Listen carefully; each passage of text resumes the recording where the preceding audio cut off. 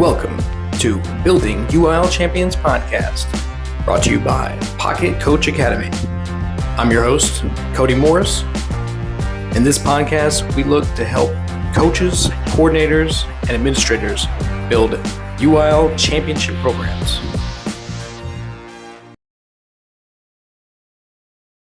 Hey everyone, and welcome to episode 9 of Building UIL Champions Podcast. I'm your host, Cody Morris with Pocket Coach Academy, and we have got a very special guest today. Sweet. That we're going to bring them on and talk about all things leadership, connection, culture, and how that relates to coaching in UIL. So our guest today is a keynote speaker, team culture consultant, and leadership growth coach who works with businesses, school districts, and leaders of all kinds. So she spent 13 years in the classroom coaching high school speech and debate in Texas at Central High School in San Angelo, and molding young leaders into confident world changers was her passion. Her method of running nationally recognized programs was simple. Julie focused on connecting with her team through effective communication, relationship building, goal setting, and creating confidence. And it worked. And it worked every single time. And that's what she is based off of. It working every time, because here her strategy has seamlessly translated to the business world. And Julie likes to say that there isn't a lot of difference between the CEO of a large corporation and a high school speech and debate student. So there is no space that she hasn't inspired, from the Air Force to Dairy Queen, businesses and school districts, all sizes and in between. And the tie that binds them all is people. And so helping people tap into their potential is her passion. And Julie has a master's in executive coaching and consulting, and just launched her new quarterly journal that, by the way, hit #1 new release list on Amazon. So congratulations, Julie. The Leadership Level Up journal seems to be doing well. And so welcome. Thanks. I'm excited to get to sit with you. Thank you for having me on. Yeah, I'm excited. I had to make sure I got that right, because there's so much good, important content in there. I didn't want to miss anything. No one cares about all those parts. Yeah. Well, and the truth is, like, even when you're reading it, I'm thinking there's just so many incredible UIL speech and debate coaches in the state of Texas that not only molded me as a coach, helped me mold my team, but are just so incredible that I continue to look up to them. So I know that there's so many people doing exactly what you said I do, and doing it right, and doing it probably, differently than we're going to talk about today. So I just want to start with, man, if you're listening and you're a UIL coach, you're probably already doing it right, because you're listening, because you care, because you're deep diving. So some of the things that we're going to talk about, I hope I give you a tool for your toolkit. I hope that we get to have some fun conversation, but let's just lead with, we all have some expert up our sleeve. And I'm just doing my best to show up in the world in a way that I think is impactful. And that was truly built in the realm of speech and debate. Yeah. I mean, I feel like I can identify with that in, my role of kind of starting this company and trying to provide resources for people that I know are way more knowledgeable and experienced and talented. But, I think that there's just that role, and where people are called to support and to coach and guide. And, I mean, the best NBA player has a coach, the best Absolutely. bodybuilder, they have their own coach. The best, you look at anyone that's at the top of any field, and they have a mentor or a coach or somebody 100%. Even if they haven't match their level of success in the trenches. So, admiration for you taking the leap, to go out and do this on your own, and obviously, like, it's doing well, congratulations. I mean, it was a hard leap. Define well. I mean, I make more money than I did teaching, but that's not hard to do, right? Yeah. But it's hard. Like, you're unemployed as soon as you walk off the stage. So right. It's not like, yeah, this tournament didn't go well, we'll gear up for the next one. It's like, okay, let's start the funnel for the next and the next and the next, because you got to have a lot of grit and fight. And I'll tell you, fun fact, probably 85% of the keynotes or workshops that I do, I have someone walk up to me and go, hey, I want to do this. so could you help me? And I'm like, but do you? Because oh, absolutely, jump on a call with me. Here's my link. Yeah. Not one of them has come to fruition. Not one. Like one, they don't want to pay for the help, or two, they don't really want to do the work. Because normally, what I do now is I just say, okay, what's your story? Like, why do you want to do this? And when we have these conversations, okay, work on these things, come back to me when you get those things done, and they never get them done, which I guess is pretty much kind of like half of our students, right? They go, okay, you think Half. you want Yeah. to be a debater? Great. I know your mom said you're really good at arguing. Go research these things and then come back to me. And then they never come back because researching isn't what they want to do. Like, isn't that kind of the same? Yeah. It's Right. Yeah, exactly they the get same. it. They love the idea It's, of being on yeah. stage and the speaker and the Yeah. allure and the honor and the reputation and the, But the research pride. and the grit and the Right. ride is hard. So thank you. I appreciate it. And really, I mean, so many people from the speech and debate community and UIL, because it was like this whole chapter of my life, have been so incredibly supportive. I mean, people have brought me in to keynote speak at their schools, I do leadership workshops for students, done leadership workshops for teachers and professional development, because of course I have professional development fleshed out for communication, connection, and confidence, because that's just, how it works in the realm is, okay, here's the keynote, but here's all of these PDs that could work with that. So I'm just so thankful for everyone in the space that's brought me in, vouched for me that I'm not some crazy person that, thinks Yeah. communication is going to change the world, but I am. So Well, I mean that's how the world works. There's that saying of like it's not what you know, it's who you know, but sure. you know that operates on building trust and relationships with people Yeah. and maintaining those Yeah. connections, using, some of the terminology, and so that when the world brings you back together and there's an opportunity that they look at that opportunity as a positive, Yeah. experience and Yeah. not, I don't know Yeah. about working with them or, Yeah. Well, and so that opportunity, that's like even how I ended up out of the classroom, honestly, is I had old students. And I know that one of the things that you and I talked about was like, how did I decide communication, connection, and confidence were the roots of what I was going to share on. And it came down to my students. Like for 3 years, I had different students. You know how it is. I had 120 kids on my team when I left. They end up, they're speaking, they're in chirps. I've got kids in LA. I've got kids in Austin working at the Capitol. I've got kids in DC. You've got kids running all kinds of businesses, working in all kinds of businesses, because they're all kinds of personalities. And for right, 3 consecutive years, I had different students say, "Oh, I wish you could come back and work with my team. I wish you could come fix my leader because I haven't felt smart since I left debate." I'm like, "That's crazy because you were one of my strongest debaters, right?" Like the reality became very evident that outside of a team, our team for these kids, the real world and teams that they were working on, not all of them, but many were saying, man, it sucks. Leadership isn't what it should be. The team culture sucks and I don't love it there. And of course, you're just hearing from the people who are frustrated, but man, I wish you could teach XYZ. And it was just cute at first. Like, you're so sweet. You just loved me. Like, we just spent a lot of time together. Because in right. my mind, if I You're did it, biased, like yes. Yeah, my it's kids not are the that bad. cutest, right? Yeah, yeah, But in my mind, if I did it, everyone did it.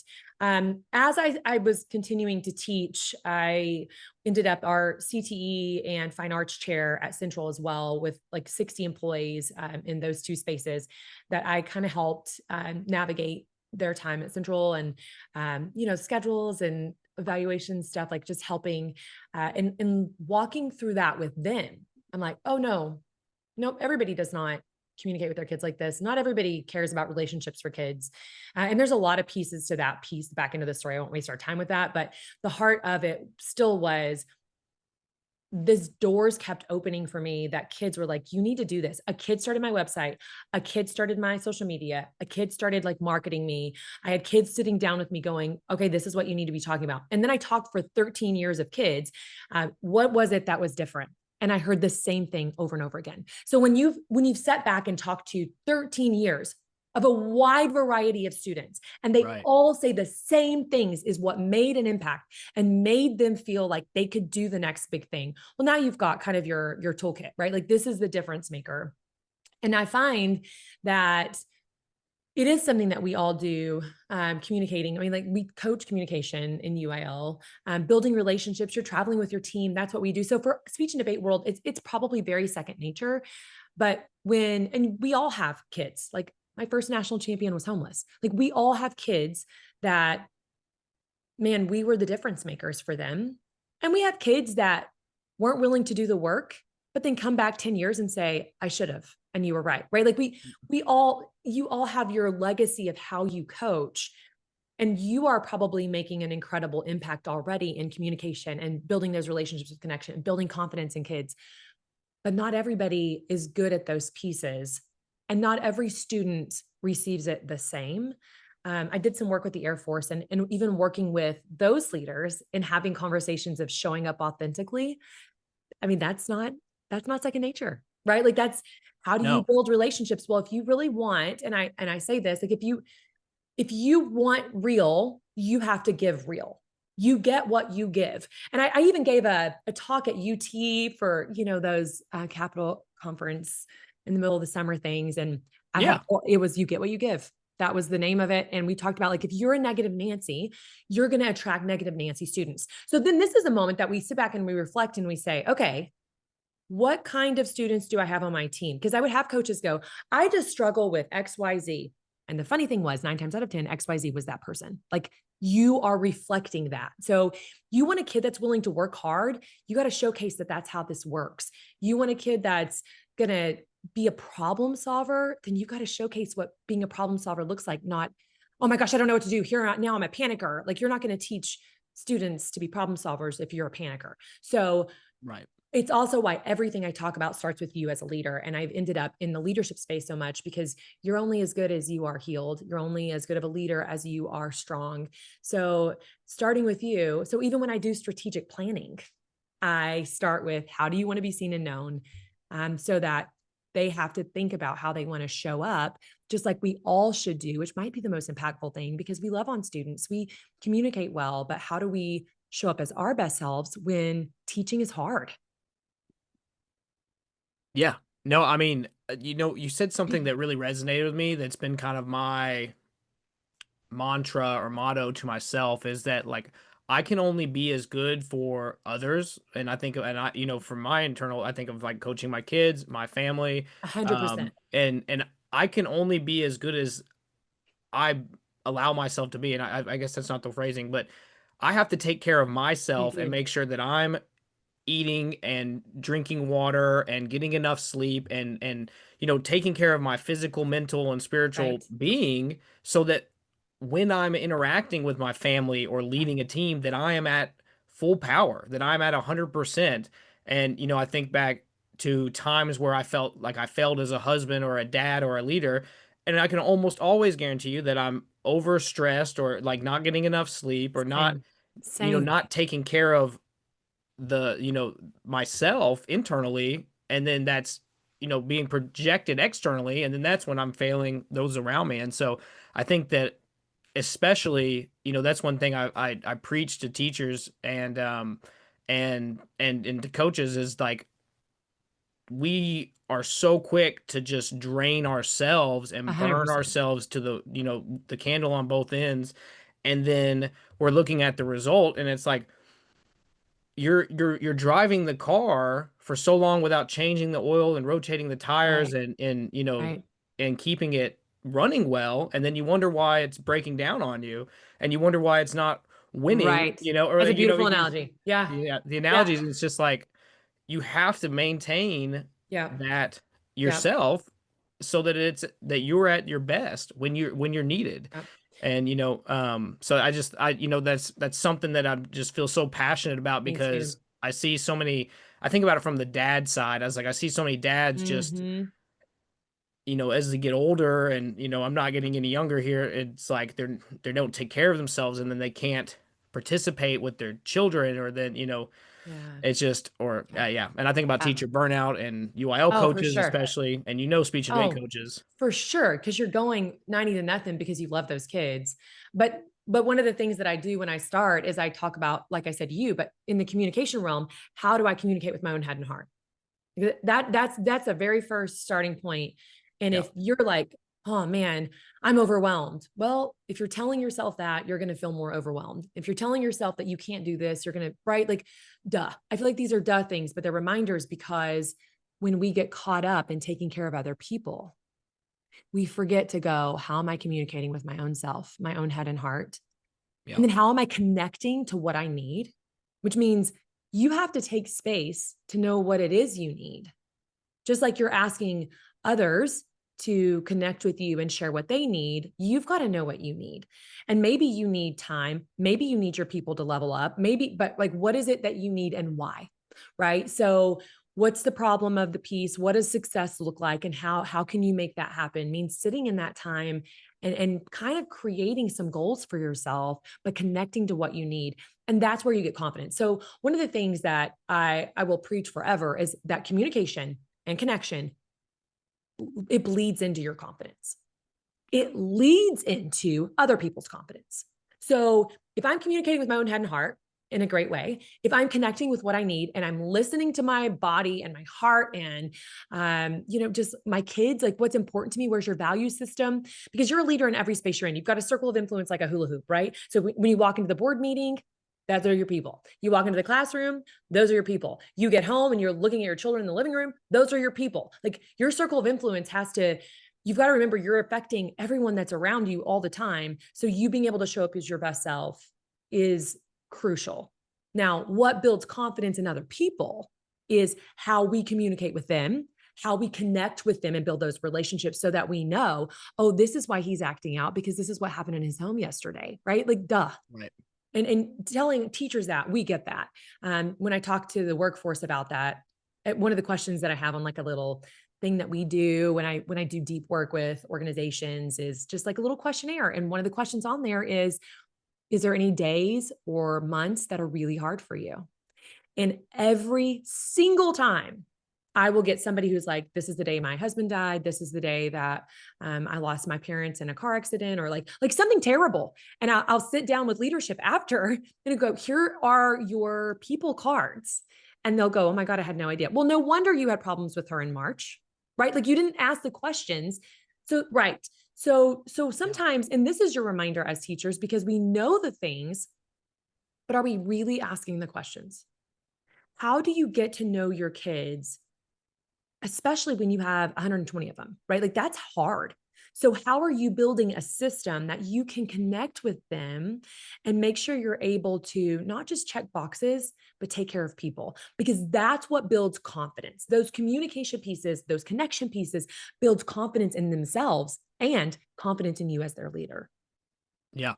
And it's funny because hearing you explain these concepts, it's like I come to the exact same conclusion from almost kind of like the different side of the brain where, when I discuss leadership or I discuss communication and I think about the students and not so much the lack of the heart of the relationship, but just on a very logical scale, the more information you have, the better decisions you will make. And Mm, so if you don't know anything about the student and you're having a discipline problem and you're trying to decide yeah. how to Right. coach or handle that student and Yeah. you know nothing about them, Yeah. you're going to make an uninformed decision and Yeah. the probability that it's going to be successful is Yeah. low. Yeah. And the more inputs you have to weigh and examine Right. before deciding how to react or how to handle a situation or how to coach this person up or how to you talk about administrations and schools I like was how about to to help say, teachers like yeah. we don't so quick we just put everyone in these cookie cutter boxes and Correct. then we don't actually know anything that drives them or Right. what they're Right. about or Right. like you said the trauma that they've experienced in Right. life and then we just make decisions and we wonder why the result wasn't great because 100%. we had no knowledge or information or Right. data, like Well, and I'll throw this truth bomb on you. You think about it as teachers, we're groomed even, and your heart is in this business because you love it, right? You're groomed to think about those answers for those kids. But the truth is, you also have to have that relationship for you to your administrator, right? Like your team, like that leads you. If they don't know you and you can't control them, you can't control, like, hey, you need to get to know me and communicate better. Like, duh, I know. right. But are you making efforts to get to know your people and not just the students you love, but the other people in your space? Because I mean, for example, if my principal didn't know that I was a complete perfectionist and I was going to beat myself up and my principal was going to beat me up every time that I screwed up on something, I would have probably, just broken. And I will never forget walking into an observation meeting with my advising principal. And she looked at me and I'd filled out my little goals. You know me, or if you know me, like it was like, I had really spent a ton of time in it. Other teachers like, turn this crap in. And like Julie had perfected this, spent a lot of time on it, done some thought, probably Yeah. cried over like, I don't know, I need to be better at these things. And I looked at her and I said, okay, I'm ready to talk. And she goes, well, let's put your paper down. I was like, okay. She said, how are you doing? Have you done anything for you this week? That was it. She didn't give two craps about the goals of my paper. She was like, no, I know you did them. And I've walked Yeah. into your classroom. And the only thing I'm worried about is you burning out. It was like she saw me. She had actually paid attention. She knew me well enough to know, one, that it was a hard time of the year for me. Two, I might be struggling a tad. And three, I am such a perfectionist that, of course, I'm going to walk in ready for somebody to beat me up. So when she didn't, that mismatch experience changed not only my opinion about her, but how I handled myself. Like, boom, right? And I Yeah. hope an administrator listens to this and thinks about like what a life changing moment that was, because you have the opportunity as an administrator to make the impact on your teachers. But the same is also true for us and our kids and our real kids, like our home kids. Like we come home and we're like, oh, why did you not XYZ? Like, hold on, freeze frame. What kind of kid are we dealing with? Like, what, you know what I mean? Thinking through Yeah. those connection pieces and how you're going to communicate is what's going to build a confident relationship that you guys can get back and forth and then deal with the hard things, because there's going to be hard things. It's not always sunshine and rainbows. Like, I'm the last person to say that there's not going to be issues, but it's just how you navigate. Matter of fact, I coach on conflict. So just being able to navigate it in a way that it's going to be beneficial. Yeah. No, I mean, you brought me to kind of a question here that I wanted to pose to you to see what your thoughts are. But why is it or why do you think that communication is such a weakness in our society? And I'm going to frame Mm. this a little bit more like in terms of there's so many people, and not to discredit you, but there's a lot of people that have made careers out of working to help Oh, people for learn to sure. communicate, whether it's in their marriage or their business or, coaching a Yep. team or Yep. whatever it is. And, it just seems to be just a common You're right. replicated issue that we as a large group are just not good communicators. And Mhm. I mean, I know, I guess I think that, I think of you, for example. I'd like to think of myself, but that maybe a little bit more predisposed to communicating and being a good communicator. But why Mhm. is it, do you think that the general person or the average individual is just really not predisposed I or mean, set lots of up to be a reasons. good communicator? And everyone who's listening to this is screaming reasons too at their radio. I mean, like, right there, I almost didn't leave the classroom for this reason, because I thought, who am I? I am nobody different and I have nothing different to offer. And I still, to be honest with you, like, I still struggle with that.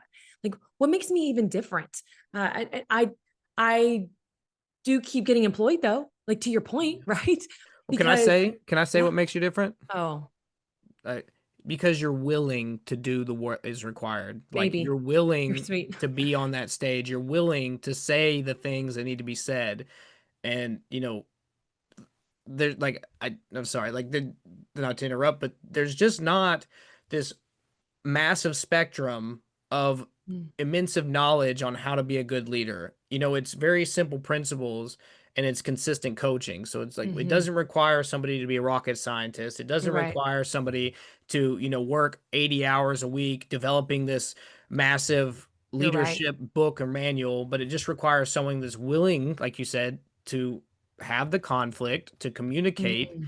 and to look at people in the eye and be willing to put themselves out there. And so I'll say this, the You're reason kind.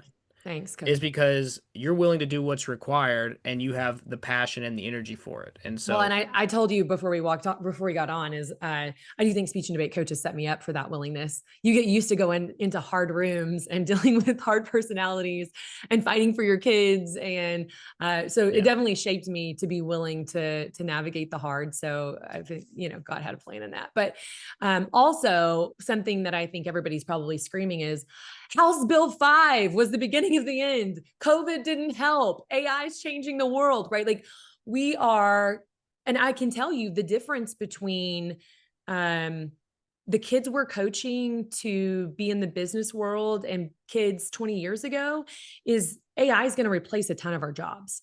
What the difference is going to be is how you communicate. And so the kids that are in the realm of I've traveled somewhere before, I've competed for something, I've debated, I can speak to a group of people. These kids are going to be the most incredible leaders and sought after business positions because they can. Like, Yeah. right? You're to your point of willingness. There are so many people that I work with now that are just they can't communicate in general.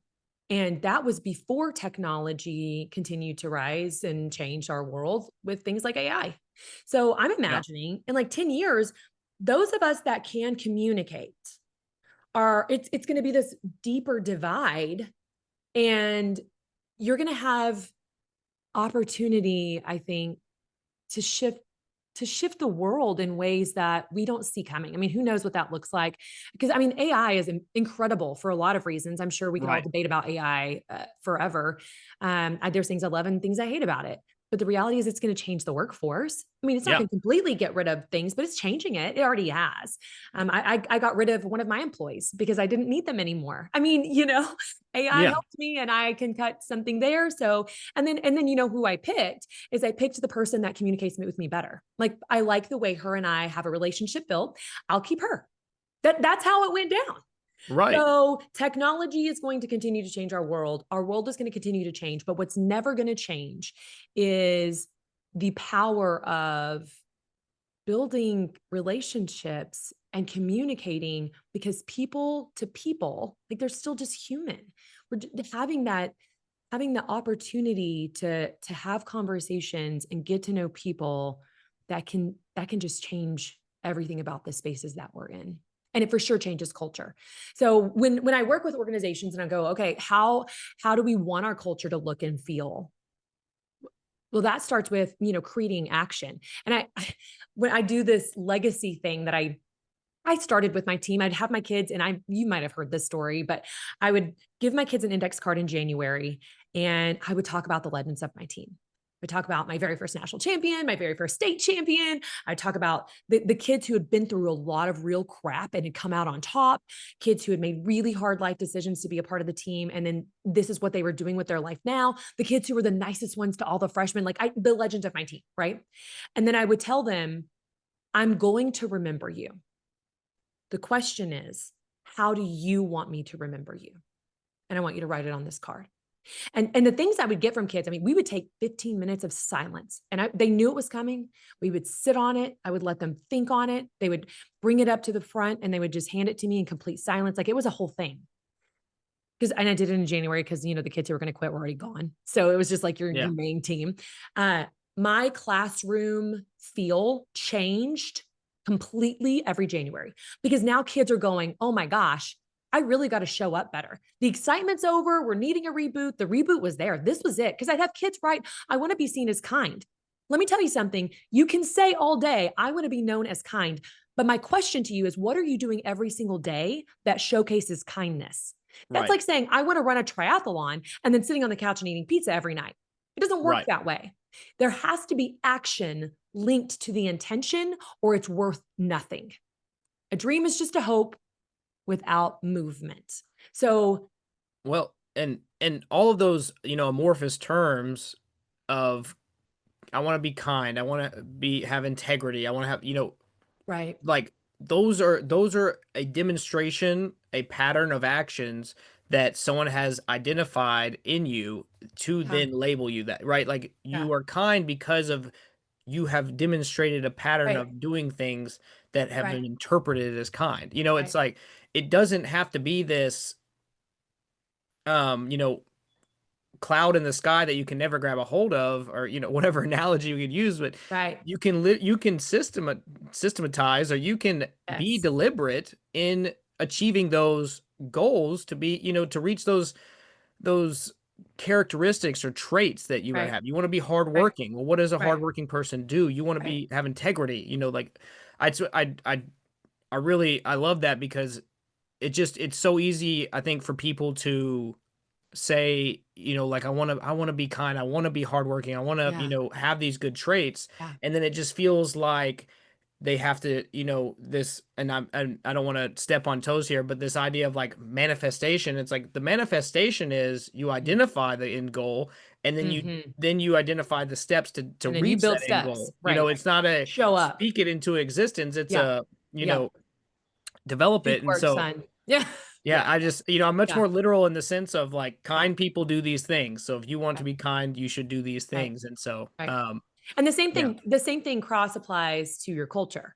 So right. whether it's a culture of your team or it's the culture of your business, I find it's so easy. And gosh, we are a box checking to-do list society. I, And the box that same, I'm like a yeah, post-it note queen, but the I box got, that we forget to check the you most often, I know, is people, right? Like we say we want this kind of thing. Like literally in my leadership level up journal, one of the things they're like, why did you put that on there? Like one of the boxes is who's your relationship reach out today? Because every yeah, single day you've got to be a little intentional about your people, because that's the thing that I find. We want this end goal. We want the success. We want the data. We want this much business. We want this many trophies, whatever it cross applies into your space with. So we get driven, and maybe we are driven and we are taking those action steps, but the action steps are forgetting to check on our people who are the ones actually driving the action. So then that's when your culture really starts to change. So when you back up and you think through, okay, how do I want our team or our business to be seen and known? What does the culture feel like? Back to you on, you can't just manifest, we're going to be a team that triumphs over the hard. yeah, Okay, but what does that look like? Okay, what does that mean for one? Because yeah, your idea of triumph and my idea is going to be different.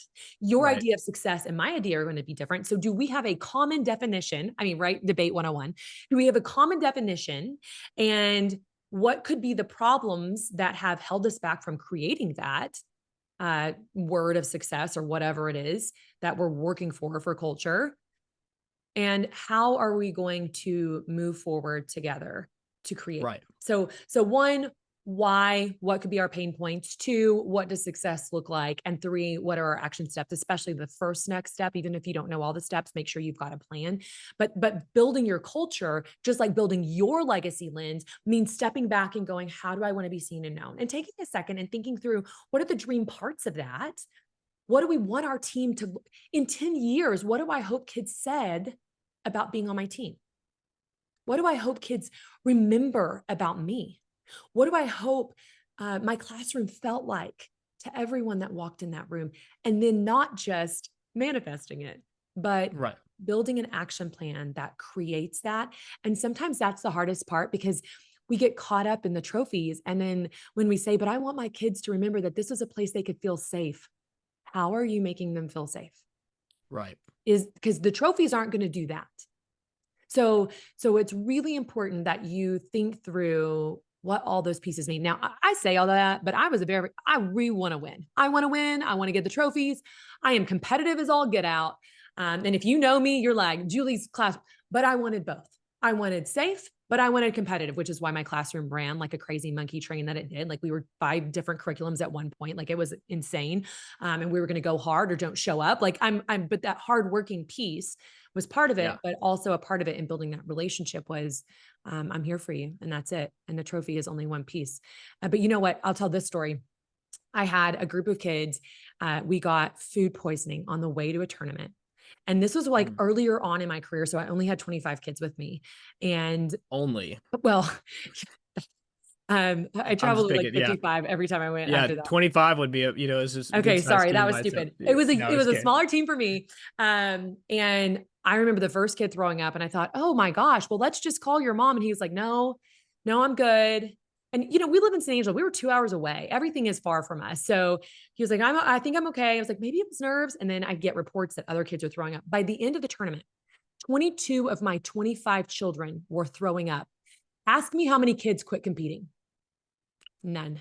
Wow. And I told them, I was like, let's get you on the bus. Let's call your mom. And every kid was like, nope, I just need to throw up and I can continue on. It was insane. Puke and rally, right? Puke and rally. I'd never seen anything like before. I'm like, have I pushed them to crazy? Is that where we are?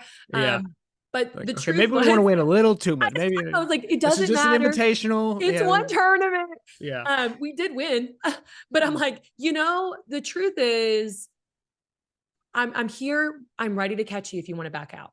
But to those kids, they had worked so hard. And it was just one of those tournaments that we were like, gosh, we really needed this. We really needed the points. The kids Yeah. did. And that was a moment that I'm like, I hope I've continued to build not only a competitive soul, but a kid that knows I've got you if you need to step back. I made lots of runs to the store and bought all kinds of, Mentos or, breath mints and anything Well, you can actually give a kid on a trip. It was terrible. no, I mean, like I feel like so many people, I say so many people, like an average person might hear that and be like, it's not that important. Why is it? But Right. the reality is for those kids, It was. that was that important. And Yeah. that moment built that and gave them an opportunity to develop the resiliency that Yeah. provides so much value later in life. Yeah. Like the resiliency you have to have every day, Yeah. after you finish your gig, if you finish your keynote or your leadership consultation, you've got to go find the next one. And you've Sure. got to, and these Well, students all of that us. right. I mean, You get ready for the next tournament. Like I'm all in. Yeah. right. All of And so us. that resiliency, like of being able to Yeah. push through and Yeah. see the goal and not let things deter Yes. you, obviously there's a line, but Right. I mean, um that feels like I made them like, you get back in there. well I'm no. with you. There's a line I would have definitely, Right. but to your point, if resilience Right. is how you want your team, like if I want to build resilient leaders, kids that can survive the world that we're walking into, okay, how do I do that? One, what does that look like? What does Right. resilience really mean and look like? And what could be in the way of resilience for them? And how are we going to build that? And my other favorite thing to do that I fight with people about, and I say people, I mean like business owners, is when I do strat planning, I want your whole team there. I mean, Right. and I've done focus pillars with a team of 200, not the full strat plan, and that's as big as it's ever gotten. I know that some teams you can't do like all 1,000 employees on the floor are there for your whole strategic plan, but especially smaller businesses, if you want buy-in, you have to create the culture that makes that buy-in so that I will throw up and continue on, right? Like if Right. you want resilience and buy-in, you've got to create this team culture that your team is there for. So that means building it not by yourself, but with your team. And I think that's the hardest thing that I hit with really stubborn, strong, independent leaders is that they're like, well, my plan will work. And then they wonder why their retention rate is down. Right. Okay. So that transitions into the coaching realm real easy. What is your retention? Are you retaining your kids? Are you bringing them back every single year with more fire in their belly? Because that might be an opportunity. Looking at like what are my pain points might drive some of our opportunities to creating the kind of culture of the team that you want. But for me, it was I wanted this team to be able, and I did. I want this team to be able to function without me. That was my goal.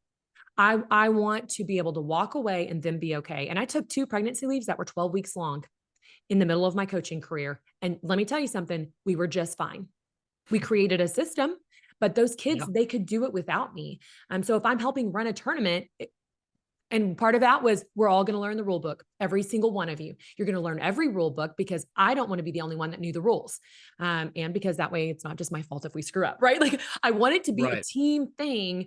But however you build strong leaders, which sometimes meant we went head to head, but the team culture was more important to me. And I know I didn't do everything right. Let me be very honest. Like there were kids that probably did hate me for sure. There's parents that think that I made bad choices when I gave consequences to their kids. We all have those. And I know that one of the things you said is like, what my strategy worked every single time. And the reality is, even when I work with businesses now, every single time might not be 100% accurate. But every single time that there's an issue and I ask a leader, have you sat down and had a conversation with them? What did that connection look like? What do you know about that person? There are always unanswered pieces to communication and connection questions. So every single time is a ton more likely if you're communicating and connecting so that you can confidently move forward together. Absolutely. And I think about you talk about the stubborn business leaders and you want the Yeah. whole team involved. And, one thing that is it's scary, I guess, because it is so creates such a vulnerability, and at least that's the way it Mm, feels, is just yep. operating from a high trust standpoint of, yes, I give this person these responsibilities, I give this Yeah. person this access, and it feels like I'm now vulnerable for them Yeah. to, Yeah. disclose things about You're me, right. or to, make decisions for the company Right. that I don't like or agree with, or, Right. Yeah. know certain decisions that they might disagree with, and then I have to deal with Yeah. the conflict. But the reality is like Yeah. the lack of transparency, the lack of Right. trust then drives a Yeah. self-fulfilling prophecy where you end up with Yeah. teams you So what can't if? trust because you don't trust them. So what if? And it works with the Yeah. students as well. Yeah. And Well, and I'll say this, authenticity is something that I also like talk about a ton, and being able to ask and answer questions.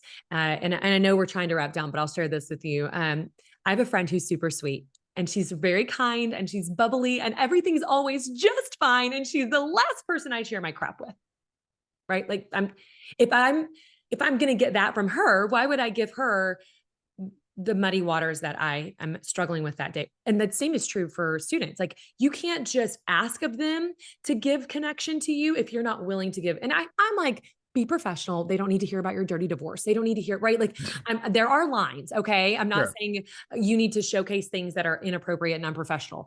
Please, right, Jesus. But I am saying that if you're not willing to answer questions, you don't deserve to get to ask, because authentic, you get what you give, right? Authentic right. answers come from authentic questions that are asked from someone who's willing to do the same. And that's just life. That's building relationships. But I love being able to talk. As you can tell, I get so passionate about it. I No, get I so love it. excited We could go about. for a whole nother hour, I I think, but know, I know. I'm like, I would love to. I mean, if there's, and this probably wasn't a really great interview in the giving you actual tools because we just talked about all the things that we're passionate about. But um, well, man, they can there's get those tools yeah, in the leadership level. Well, let me try that some of again. them. Leadership level up journal. Yeah, I mean, it's a great Yeah, place to I start. mean, I ordered one. It You're so hasn't come in kind. yet. Thank you. It's Throw only a review It's on only ten Amazon for me. dollars. I mean, yeah, it's only ten I need the dollars. reviews. My publisher Okay, said, Julie, we got to get reviews on. I was like, okay, I will ask okay. people. I hate that. I hate asking Well, people for favors, but but I need them. all you can ask for is honesty. Yeah, that's true. The reviews. But That's what yeah. I'm asking for. So I Yeah. mean, hopefully, I think there's plenty of nuggets in here. It may not have been put in a bullet point format and easily turned into a PDF for them to digest in a No, one pager. sorry. Sorry. Do you No, do no, that? but Did I just ruin that for you? no, I love it. I love it. So good conversation, Yeah. and of course, we'd love to have you on again, and I maybe would we love could to. dive Well, and some of the things deeper too, into some of those concepts. just to throw this out there for every UIL coach. I know that we kind of want to dig into like how do you build your team? What does that look like? And I've got tons of strategies that I did as a coach that I help other businesses do, like in the marketing, right? Because we're still PR and marketing for our team. So those Yeah, strategies cross apply. But building your team, creating that culture, like how do you create that culture? Because here's the thing too, and I shared this with the Air Force when I worked with them. Your leadership of you might not change, but your team leadership changes every single year, which is similar right. to the military. And your clientele, your kids, they could probably move in and out every 6 months to a year. So that you're getting new ones at least every year. So building a culture that can withstand change of leadership and change of your team so often can be done. Like I know it can be done. It is challenging. And that's one of the things that when I was working with the military, it was like, okay, because they changed leadership. We did a strat plan, and then I met the new colonel who was going to be implementing the strat plan from the old colonel. Like we did that cross. Like that's crazy to me, but it's real world. So what you are doing, don't say I can't do this just because this isn't my team changes every year. You're right. There's going to be some changes, but there's ways that you can do that. So we can never talk strategy. I do professional development workshops that are similar, that work with schools, not just your team. So let your principal know or your superintendent know. And one of the things that I did offer a school district that I would love to offer all of you listening, if I come in for a keynote with your school district or professional development, because I do full days of professional development too.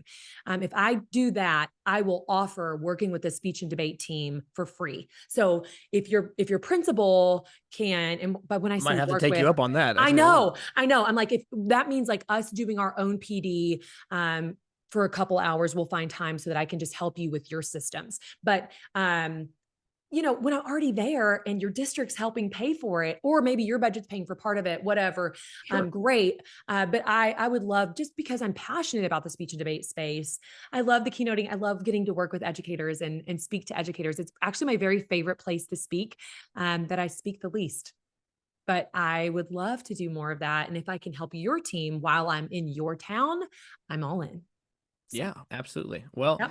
Julie, thanks for coming on. Man, a Yeah. lot of Thanks for great having stuff. me. And, maybe later in the year we can hop on and I'd get a little love more it. granular with, how to build resiliency in your kids, how to focus on the inputs of what it means to Sure. really build a culture and the Sure. driving factors of a strong culture in a team. And so we could do a whole episode on that. I'd So, love that.